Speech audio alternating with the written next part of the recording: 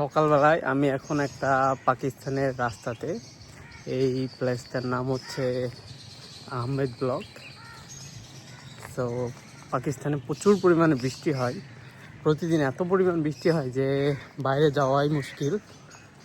আমি যদি আমার ক্যামেরাটা পিছনের দিকে ঘোরাই আপনারা দেখতে পাবেন আসলে পাকিস্তানের শহরের দৃশ্যটা কত সুন্দর। আমি যে এলাকাতে আছি এই এলাকাটা, এখানে বিশেষ করে পুরানো মসজিদ, পুরানো যে স্থাপনাগুলো ওগুলো অনেক সুন্দর। রাস্তাঘাটগুলোও মোটামুটি অনেক সুন্দর, গোছানো।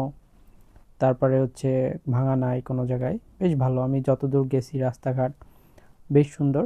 আজকে আমরা আপনাদের পাকিস্তানের একটি গ্রামে নিয়ে যাব। আমার উদ্দেশ্য হচ্ছে প্রায় 200 কিলোমিটার দূরে এখান থেকে একটি গ্রাম ভিজিট করা এবং ঘুরে দেখা আসলে পাকিস্তানের গ্রামগুলো দেখতে কেমন। আমি আমার পাকিস্তানের এক বন্ধুর গাড়ি করে গ্রামের দিকে রওনা দিলাম। আমরা গ্রামের দিকে যাচ্ছি।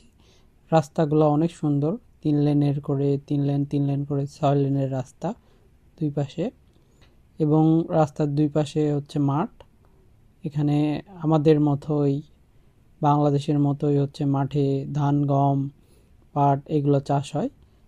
আর আমাকে সব থেকে বেশি অবাক করছে, আমি একটু পরপর রাস্তাতে প্রায় গরু মহিষের পাল দেখতে পাইছি। অনেক, এক একটা পালে 40টা 50টা করে গরু মহিষ। এরকম আমি কিছু দূর যেতে যেতেই আমি দেখি গরু মহিষের পাল। কারণ পাকিস্তানে দুধের দাম অনেক বেশি, প্রায় 250 টাকা লিটার, 1 লিটার দুধের দাম।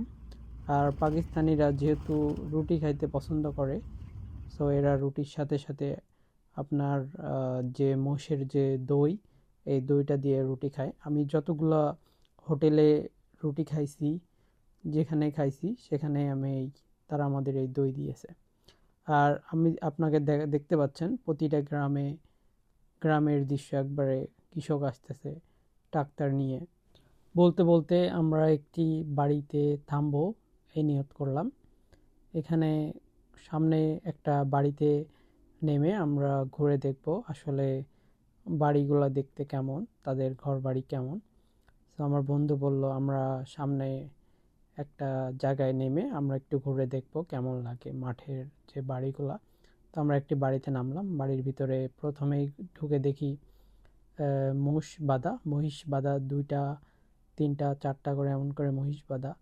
আমাদের বাংলাদেশের মতো অনেকটা, প্রতিটা বাড়িতে মহিষ বাঁধা, বাড়িতে ট্রাক্টর।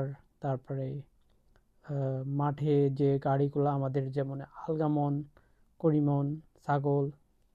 আজকের ভিডিও এই পর্যন্তই। আপনারা ভালো থাকুন, সুস্থ থাকুন। আর ভিডিওটি কেমন লাগছে অবশ্যই জানাবেন।